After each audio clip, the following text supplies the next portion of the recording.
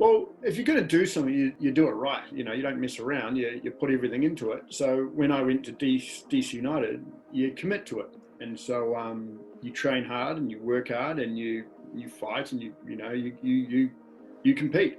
And I suppose a pretty competitive guy. But if you tell me to mow the lawns, I'm going to mow the lawns the best way it could possibly be mowed. And so that was kind of how I look at anything, right? So when I went to DC, I worked my ass off. I did everything I can because I wanted to win. I wanted to do well. Obviously you had some talents and all that, but I think the mentality side and that was probably a bit of my strong point. Because I wasn't very fast. I wasn't that skillful, but good enough. But I had a desire to do well. The VAR Show. The one place for your weekly football update.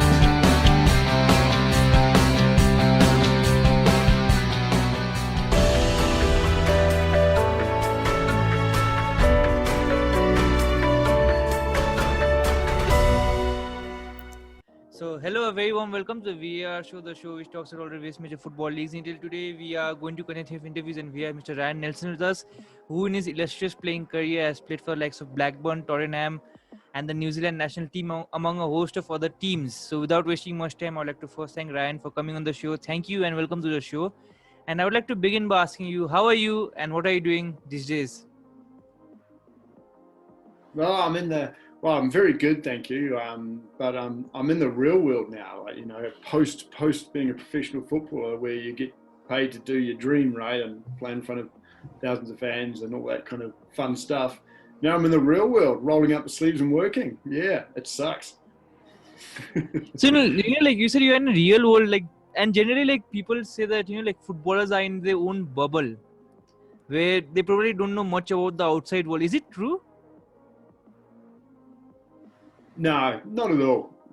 There's a lot of my teammates and all that. All they wanted to be were footballers. So generally, at the age of 16, 17, 18, they get contracts, and then so that the level of education they have is pretty limited, right? Because they have to do a profession that limits their ability to education. So that you get stereotyped into that kind of, but in general, no.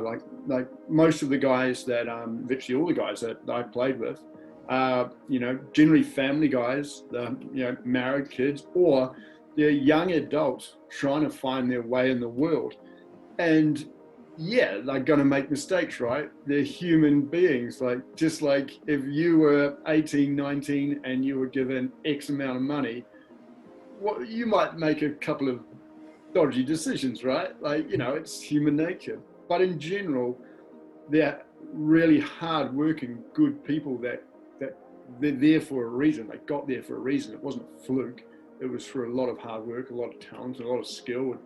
And that kind of, when you think about it, everybody in the world wants that job and they've got to it. So, they have to be half decent character to get there. So, but for you, it was quite different, in the sense that you also, completed your bachelor's, I guess. In I think you did it in political science. Why did you always, plan to do your studies along with playing football? Was it always a thing?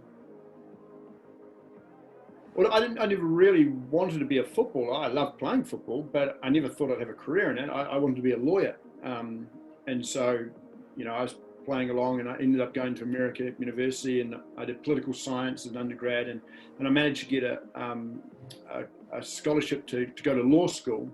But I'd gone to Stanford Law, and they wanted to give, say, you've got to have some work experience before you come back. Have a couple of years of life before you come back. And that's when I got drafted by DC United. So I thought, might as well just kick the ball around for a bit, And that ended up, for a couple of years, it ended up 4 years. And then when I was at DC United, I ended up playing Blackburn in a pre-season game. And they said, come over and try with us for a bit. So I thought, well, what the heck, I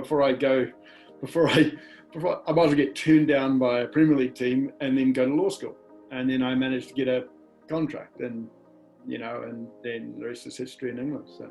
So it wasn't my number one choice. It's definitely not the normal way of doing things, but yeah. So in between your education itself, I think you got drafted. So did you have the temptation of leaving your school or college? Yeah, so that you get drafted, and I was pretty much finished my degree, and so as I said, I want to be a lawyer. Now I've met so many lawyers. Thank God I didn't go down that path. But it was drafted to DC United. I didn't have the ability at the time to go to Europe. I didn't have a passport or anything like that. So it's not a bad, fun option to bridge the gap between the law schools. So I thought, might as well do it. Let's go. So did you have an agent to read your contracts, or did you do it yourself because you were into law? No, I had an agent. You gotta. It is, football agents get a bad name as well, but they're there for a reason. They know the market, they know the industry, they know your worth, they know everything, blah blah blah.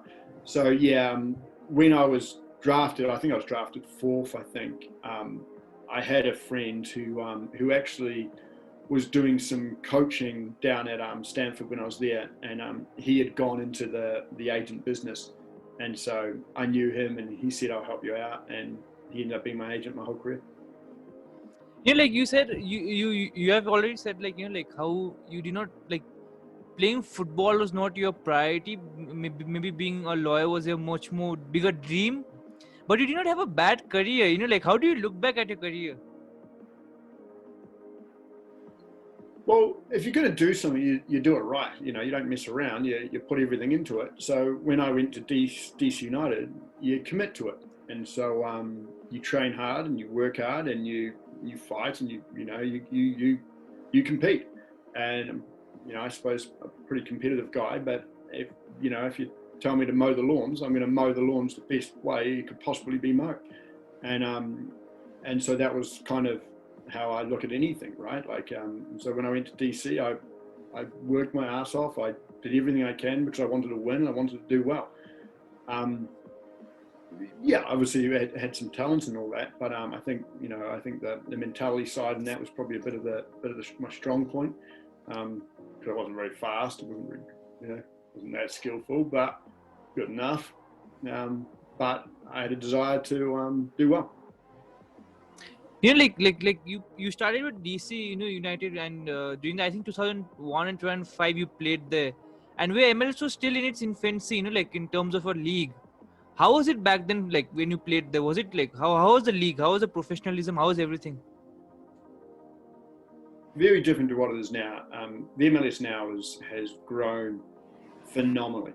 I mean, it is arguably one of the best leagues around now. It's you need $500 million to even have a conversation to get into the MLS as an owner now. That's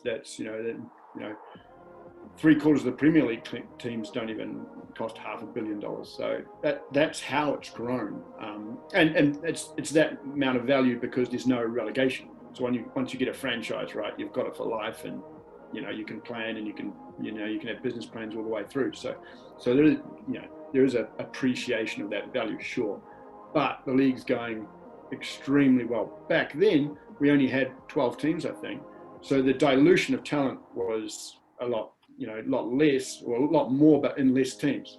So now you've got 24 teams.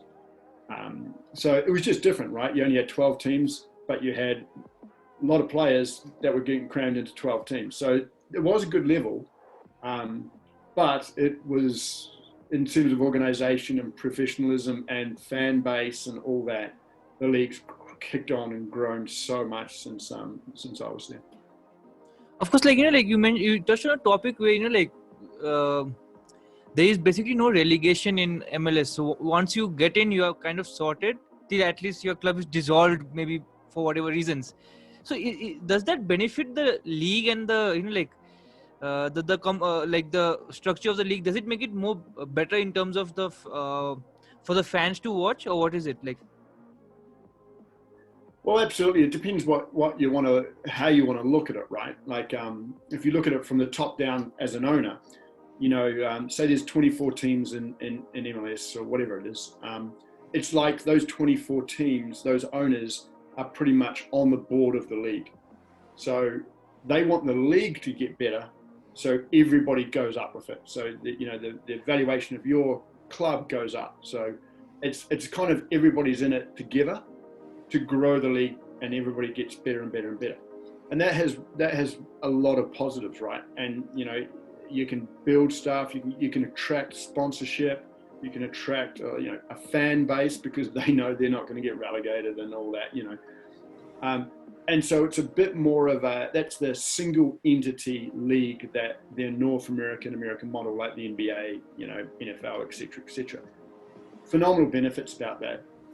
Then there's the negatives about it, which can, in my opinion, kind of, get some complacency in it with some players, right? Like, if you're not doing very well and you're not going to make the playoffs, there's no relegation, right? So is the fight there? Is it, are they really? But then they're playing for contracts next year, and etc.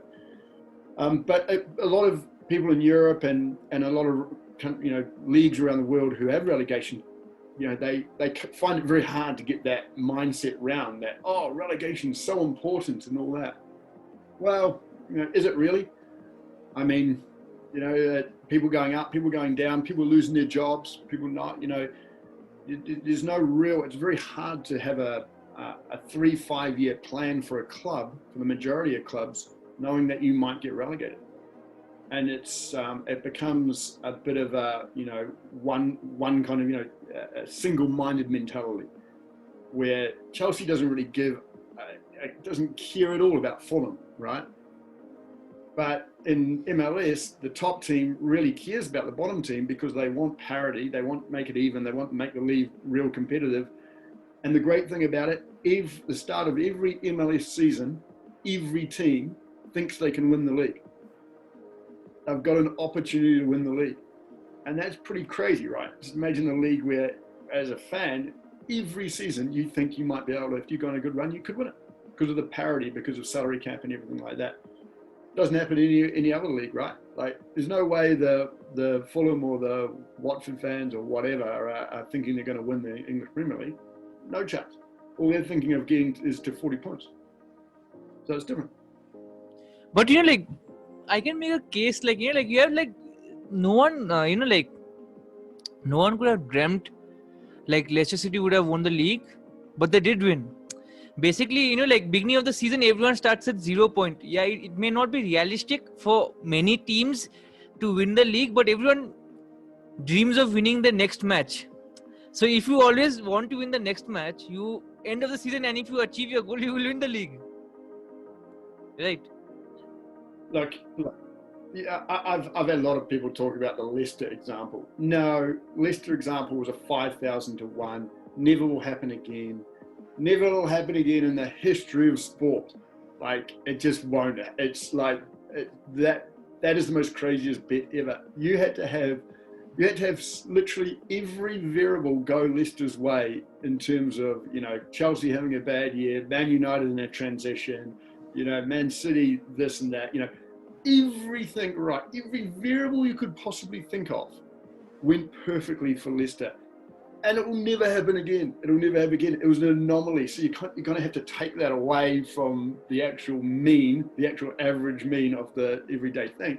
And that is, right now, there's only, 4 or 5 teams that can actually win the Premier League, and will always win the Premier League. Now, I mean, Everton has spent money, right? So now they are going to be competitive. They are going to be right up there. And if they spend a bit more next year and a bit more, and they can keep their players, they might have a chance. But still, you're looking at Everton winning the league this year, 400 to 1. I don't know the odds, but not great, right? But they're top of the league right now because, as you point, they've won, they've gone a roll. But at some stage, those variables will probably come back to haunt them due to the fact that Chelsea, Man City and that have spent more and have a higher quality of player. And at 38 games, it's telling. Like Liverpool, like, you know, look at Liverpool. It's phenomenal that their bench, right? Like their central midfield, like Thiago doesn't even make the squad because of coronavirus. Yet he's actually probably one of their best players. Like he's a phenomenal player. He's won the Champions League. But he's not guaranteed starting there. He isn't even in the squad, and they go and turn over Arsenal pretty comfortably. And Arsenal's made a great little comeback, right, with some phenomenal signings of, you know, David Luiz, William, you know, so on, so on. It's brilliant entertainment, and it's awesome. But it's, as I said, it's very difficult outside the certain few clubs to even consider winning a Premier League. It's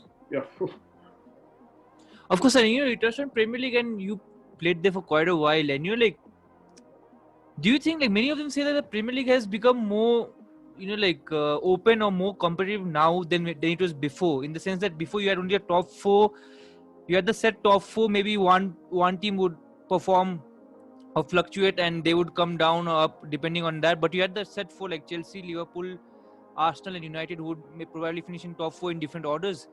But now you have like top six, or even like someone like Wolves coming up or Leeds United coming up, and they are performing extremely good. Do you think the competitiveness has gone up, or do you think the league as a whole, the quality has gone down? As a result, it has become competitive. Yeah, it's a really good question, and you did right. Yes, it has, and that's mainly because of foreign ownership that's come in. You know, the Wolves owner is obviously the Chinese owner. They've spent a lot of money. Like, who would have dreamt I don't know the exact number, but 40 million on a young kid who's only played a handful of games, right? Like, that's Wolves doing that now. You know, 5 years ago, if you asked the most hardened Wolves fan, they would never have said that. Change of ownership, more money comes in, you get a higher quality, type of manager, a higher quality type of player. Everton's doing it as well. Leicester, the example of doing it well. I mean, Tottenham, there's a handful of those teams now that are knocking on the traditional four, right? The traditional four big ones, Chelsea, Man U's, Arsenal, Liverpool, fine. So yeah, no, you did right. I think it has opened it up. There's still a gap. There's still a gap between the Liverpools and the Man Cities, and you'd even throw Man U and Chelsea in there. But that gap is smaller due to the fact that these clubs can spend, and they have the money to spend, and the quality of player now that comes to the Premier League, because the Premier League is the best league in the world. You can argue it's not the most tactical or the most technical or whatever, but it's the hardest. It's the top. It's the hardest league to play in, and every player wants to play in there. Outside of Barcelona, Real Madrid, etc. But it is the best league. So you've got on average, a higher quality of player coming over, spreading over now. Now, to your point, 8 or 9 teams instead of 4 or 5. Of course, there are very few players that I know of who moved from MLS to Premier League. Normally it's the other way around. You move from Premier League to the MLS, and you have few like yourself. You have, I think, Almiron at Newcastle. I don't know any other person. I think Dempsey moved. Maybe he had a stop in Germany somewhere before he came to. Okay, so yeah. So you're how is it for you? Moving from MLS at DC United to Blackburn. What was the change maybe in the footballing style and also the culture? Yeah, I mean, obviously it's a huge step up. I was a bit older. I was about 26, I think, when I arrived. So I was a wee bit more mature and a wee bit more. I had a bit more ability to be able to handle the pressures, just because of maturity more than anything. But those days are kind of gone now. Like, I mean, a lot of the young American players used to go to Europe before MLS, so they would just miss MLS. Pulisic's out of Philadelphia, and Dortmund. Gio Reyna is who's at Dortmund, playing right now. Alphonso Davies, left back for Bayern Munich, destroyed Chelsea when they played Chelsea in that Bayern Munich. Vancouver, Canadian young boy. So, and I could name, Weston McKenna, who just came to Juventus now. He's playing, So these a lot of these American guys now are these young American kids now coming over, and a lot of teams, European teams, are looking at MLS because they see value for money. The American general attitude and character is generally very good. Hardworking kids, educated, and some spend good families, so they can handle the kind of pressures a lot easier. But the biggest thing about the Premier League is the work permits, right?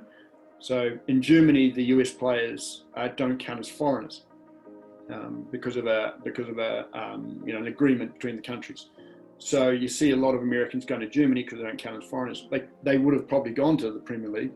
Pulisic probably would have gone to the Premier League, or these Weston McKennas, these type of players, Tyler Boyd at Leipzig. Et cetera, Josh Sargent at Bremen, but they don't have the passports to kind of be able to facilitate that. Of course, and I wanted to ask, you mentioned you are mature enough to handle the pressure. What are the pressures that as a footballer you face in the Premier League? Is it more of the press? It's pretty all-encompassing, right?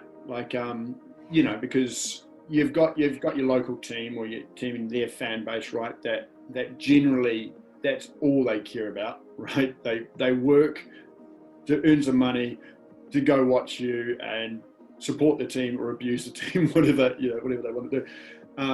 But then you've got audiences in Asia, audiences in North America and South America, et cetera, that span that out into the hundreds of millions, right? And then you've got these days even more the social networking kind of platforms that people voices their opinions a lot more, and so you can't escape from it as a player. And I always laugh is every person thinks every man thinks they can do two things, coach and barbecue, and generally they can't do both. So, but they think they can. So you've got 100 million people who think they're good coaches and think they know the game, telling you, the player, that you're rubbish or you're good or you had a bad game or you are, and you can't escape it. But you've just got to put up these barriers and these buckets and hang with people that you kind of trust and know that will give you the right advice when you have, because the lows are horrendous and the highs are really high. And you've got to deal with those, right? You've got to not believe the highs, and you've got to not believe the lows, and you've got to find some happy medium. Because if you get that way or that way, you're in massive trouble. Of course, and another, I think the important aspect or important milestone in your career was, I think, playing the World Cup. I think 2010 World Cup, where you all went unbeaten throughout the World Cup. So that was again a very, very, it's a very common pub quiz, which team went unbeaten in the 2010 World Cup, and you all did not win a lot. You did not win any game. You all drew all three games, I guess. And how did that happen? I prefer saying we didn't lose. We didn't lose any games. Yeah. Don't worry about winning. We didn't lose any games. Okay, so I wanted to ask you, how was the feeling of playing in a World Cup? And also I have a second question, that did you always plan, or did you have the ideology that if you don't concede, we won't lose? Yeah, you've got to be as an individual and as a team, you've got to be pretty self-aware, right? So the New Zealand team was pretty self-aware on our limitations, let's just say, and our skill set, right? And we had a good cold hard look at ourselves and say we're not going to outplay Italy. They're not going to out tactically kind of be better than them or technically better than them or any of the other teams, Paraguay, etc. We can't do that. If we tried, we'd get smashed. You don't go into a gunfight with a pop gun. It's you have to be pretty smart about it. And so we were good.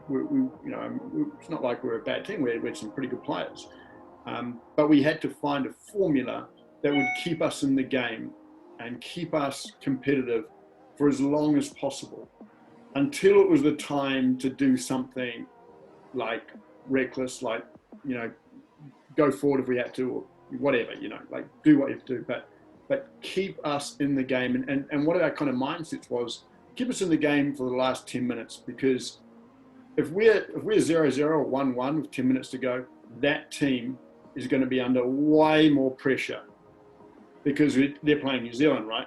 Then New Zealand's going to be in the last 10 minutes. Like, we've already won if it's kind of, if we're holding, So we knew if we can stay in games, the opposition would feel the pressure way more than we would. And that's what we did. We had a game plan that kind of, we hang in there, we worked, we fought, we're smart, everybody got along with each other. There's no egos, there's no nothing. And like, if you draw 3 games, you go through to the next round. It's as simple as that. So we got a bit unlucky. Of course, and I wanted to ask, how is it playing in the World Cup? I mean, it's just phenomenal. It's everything that any of your fans that watch your show, or your viewers that watch your show, then would dream off as a young kid, thinking, well, it's that and more. It's just awesome. I can't, the intensity, the excitement, the whole atmosphere, the countries around, the fans, the whole kind of package is just an amazing feeling. And you get out in the field, and you just I play a lot of internationals, but it's different when you're playing in a World Cup for your country. No matter if it's a 90-year-old kind of grandma that's never watched a football game in their life, they're watching New Zealand in the World Cup. And so it's like everybody's watching. Everybody comes to watch. And so there's an absolute unbelievable amount of pressure on every team. And, some teams just can't handle it because it's just too big. And some guys love it, and some teams love it. It's amazing. Like, I wanted to ask, I'll put you in a difficult spot. Compared to the World Cup, in comparison with the World Cup and the Premier League, which was more competitive and which was more difficult for you? Well, the Premier League's a way higher standard than the World Cup. But the World Cup is, the Premier League is relentlessly good week in and week out. And you've got the best of the best. So you've got the best of countries that are in the World Cup or aren't in the World Cup. Those best players are in the Premier League. Where in the World Cup, you've got obviously a smidgen of that, but you've got different styles, different, and also most countries aren't together that much, so it's your team's not as organized, or not, I wouldn't say organized, but it's it's not like you've had a pre-season and 2 or 3 seasons together as a team. You generally are kind of thrown together, right, we've got to do something quick, and then off you go. And so the game's a lot slower. It has to be. It's a bit more, it's like a hodgepodge of like the world's game kind of, down, and everybody plays a bit different, but it's a lot slower. But the pressures are different, right?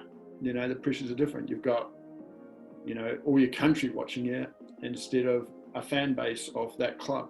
So it's just a different type of passionate fan and everything. But in terms of level, forget Brazil and forget Spain, but, all those teams. But, even the English team wouldn't beat Chelsea or Man City or Man U or, I don't think actually Spain or anything would beat the top teams in the Premier League. Of course, and I'll move on from that, and I'll move to your coaching career. Like, after your playing career, you moved into coaching. Was it something you always planned, or something that happened spontaneous? I didn't plan it at all. But everybody kind of, all my friends and teammates, they all said that you should be in coaching. You would love it. I'm probably, looking back, it was a phenomenal experience. It was awesome. Probably didn't do the due diligence on the setup that I was getting into. It was a bit of a, they were last. It was pretty toxic. There was fractions everywhere and all that. And I pretty much didn't really do my due diligence going in. So I just kind of thought, what an opportunity, we could go in here. And, when I went in, I was like, oh, gee whiz, this is this is a wee bit over my head here. There's fractions and up, down. There's arguments here, but I spent like 18 months cleaning the whole thing up, but I didn't enjoy it. I didn't enjoy it personally, and I didn't enjoy it. My family didn't enjoy it. It's all encompassing. You can't get away from it as a coach. As a player, you can kind of stop and relax and chill and but as a coach or manager, you're up 24 hours a day thinking about everything. And then when you do everything on the training field, you try and organize everything, then you let them out there. You're kind of like, it's like variables, right? You can't control them. A lot of them you can make tactical stuff and all that, but it's up to the players. The players, you could teach them to do everything on the field, and they get to the field and they do one mistake and boom, you lose the game. But you did everything right, and I didn't like that. I didn't really like not having that kind of control of your destiny as much as you can. And so I probably I had jet black hair. I had hair like you before I got into coaching, and now look at it was now killed me.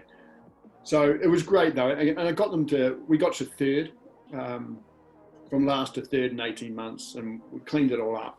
And I got along with the president really well, and I just said, look, I'll move on. I'll get to the end of the season, then I'll move on. And there was a guy, the current coach right now, who really wanted it, and so he just said, we just made an agreement. I said, oh, you just take over. And so I was like, okay, no, that's fine. And probably for my family life, my wife was about to divorce me. She was sick of me. Kids didn't see me. So I was like, yeah, really amazing experience, but not for me. So, like, do you ever plan to get back anytime? Probably not, but I'm a lot more wiser now. I learned a lot. Probably understand some of the mistakes I made, understand some of you're just more experienced, a bit more older, and you kind of, but in all honesty, my type of personality is not probably best suited for coaching, because I'm all in.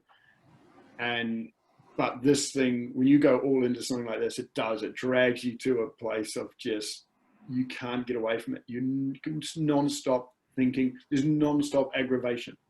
There's non-stop questions. There's non-stop, from all the players who all have their issues. Then the fans, and the sponsors or something, and then the GMs, or everybody always has an issue, and they always just dump it on you.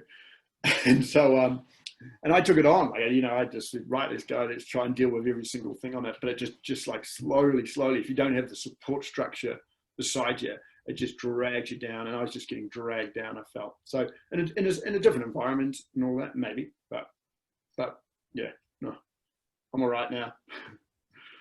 So, like you said, like you were thrown in your deep end directly in your coaching career. Like you didn't have like maybe a learning curve where you started at a smaller club and then grew up into maybe a full-fledged team like many coaches do. So do you think like you got your time to develop a philosophy, or you just played to win? No, I definitely had my own philosophy and my own thoughts on how the game was going to be played. 100%. Like I love the Italian way of defending, and the zonal stuff, and the high pressures, low pressure, medium pressure. I was raised on Sacchi, kind of the old Italian kind of coach. I just thought he was just a genius. I used to study these different managers and all that. So 100%, you have your own philosophy and your own style, and then on top of that, then your personality comes in, and like that. But again, to your point, I think you're right. I think so many times I was like, I really should be an assistant first, or something like that, or take a younger team where you can kind of, But then when you're offered a top job straight away, you're like, well, might as well go for it and find out, jump in the deep end, find out if it's for you, and if it's not, and go from there. Because you could be 10 years or 5 years as an assistant, or as because that's completely different. And then get the head job and find out that it's not for you. So at least I learned 18 months. I learned so much so quickly. So I didn't waste 5 years. Of course, I wanted to ask you, like you mentioned some names, like how Italian coach's name. Do you think, like, because you're a defender in your playing career, that had an effect on your coaching philosophy, like how you set out your team? I think so. Well, yeah, I think so. But then also as a defender, you come across come across some of the greatest strikers, in the Premier League, come across the greatest strikers in the world and some of the greatest teams in the world. And you see how they play and you see their movements. Like, I can remember playing Thierry Henry and Dennis Bergkamp back in Highbury in one of my earlier years at Blackburn. And those two were just, I just wanted to, it was the first time I really just wanted to dig a hole and just jump into it and bury myself, because it was, they absolutely destroyed me, and their movement was phenomenal, their instincts, and so those experiences kind of come into everything to when you come in and what your strikers want to do and all that. So yeah, but then also as a defender, you do pride yourself on, if you don't concede, you've already got a point. So that should be a starting block, right? Like, and then, you can, no matter what, you can score 3 goals and still lose. But if you don't concede, you're starting from 1 point, hoping to get 3. So yeah, I think it's extremely important. And that mindset was in my philosophy, if you could say. Of course, and like, I'll get to your career, and it's like, the next question is like, like, if you had to pick out one moment from your career for which you are the most proudest of, which one would that be? It's funny because that's an individual question that kind of might not be very exciting for your fans or your viewership, but it's really precious for me. I think it was my first game, my debut for Blackburn against Portsmouth. I was just a kid from New Zealand. My dad played rugby. He was a rugby guy. I just, as I said, when I was 21, I was studying political science in the classroom. I didn't think about playing in the top league or anything like that. So when I got picked, I was in the bathroom when Blackburn played Portsmouth. Yeah, the team sheet getting picked. So I was just in the suit, and I sat down, and I was just thinking, there's no way I'm even in the squad. So I just sat there, and then everybody's getting dressed and getting ready, and the kit man just kept going, and the kit man thought this is my way of getting prepared. And finally he said, are you going to get dressed? I'm like, what do you mean? He goes, you're starting. I'm like, what? But piss off, no chance. So, you're starting at right back as well. I'm like, oh, geez. So I had like 5 minutes to get my kit on and run out and warm up. So, but then when I got like that whistle blew and that was it, it was my first game, I was like, I could get hit by a car now. Doesn't matter. I have played 1 Premier League game. Like, boom, that's me. I'm happy. But then when you get 1, then you want to get 10. When you get 10, you want to get 100.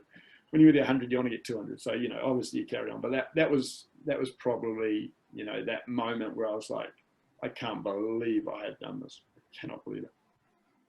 Of course, and I'll ask you one final question. With your experience, so much experience under your belt, if you had to give one piece of advice to a young player who's just starting out their career, what advice would you give that person? Well, it's a really hard one, but what I'd say is there's no exact pathway to get there. Everybody will talk about 10,000 hours of training or this or that. You've got to do this, you've got to do that to get you. Yeah, okay, right.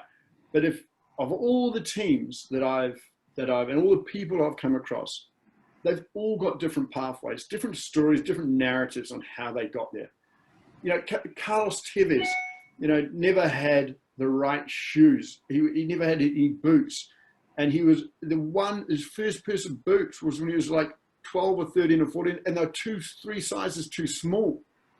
And he then, from then his whole career, he used shoes like 2-3 sizes too small because that was who he got brought up with. Like, how could he have played in that? But that was, you know, these guys, you know, these guys that had like playing in streets, in literally in alleyways till they're 16. Haven't even played on a full-size field till they're 16. And then went and got it, and then they're playing. There's guys that did exactly the pathway. They're in the academies, they did this, they did that perfectly. So there's such a spectrum. But all of them, every one of them, had massive lows and had massive highs. And all of them had guys in their life that told them they were not good enough, or they weren't going to make it, or this and that.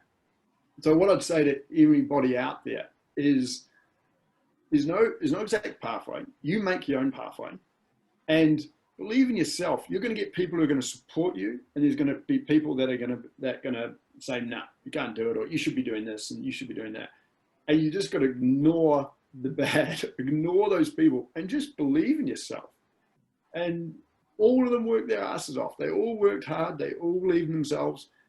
And I think if you do that as well, and just whenever you hit the lows, just use the lows as positives. Like, use the lows that you're in to get out and make yourself better. Because generally 99.9% of people, not just in football but in life, when they hit these real big lows, they give up. It's too much for them. They can't handle it, and they give up. And then they always go back and say, "Oh yeah, I was a really good player. I could have made it." Yeah. You know, you can see the people in the bars. "Oh, I was way better than that guy." I mean, I hear this all the time. So many people go, "I was way better than you." Yeah, you were. But what did you do? Yeah, you didn't do anything. They gave up. They couldn't handle it. Don't give up. Don't give up. Keep going. Keep working. Forget the lows. Just keep going, keep going, keep going. Good things happen. It might not be the Premier League, but it might be something in life. But good life will reward you. Life will reward you. Of course, I'll sneak in one more question. You know, like, as a defender, out of these two, whom would you not want to face, or want to face the least? Messi or Ronaldo? No, it's you know, who's the most beautiful supermodel in the world, the blonde or the brunette, right? Like, it's an impossible question to ask. But this is what I'd say. This is my one. I'd say, I think Ronaldo, if you put him in goal, right back, centre midfield, wherever, he would be phenomenal. He is the epitome of a football athlete who could play any position and be phenomenal. Messi at a centre back, probably no. Messi, you know, like, he probably couldn't play different positions.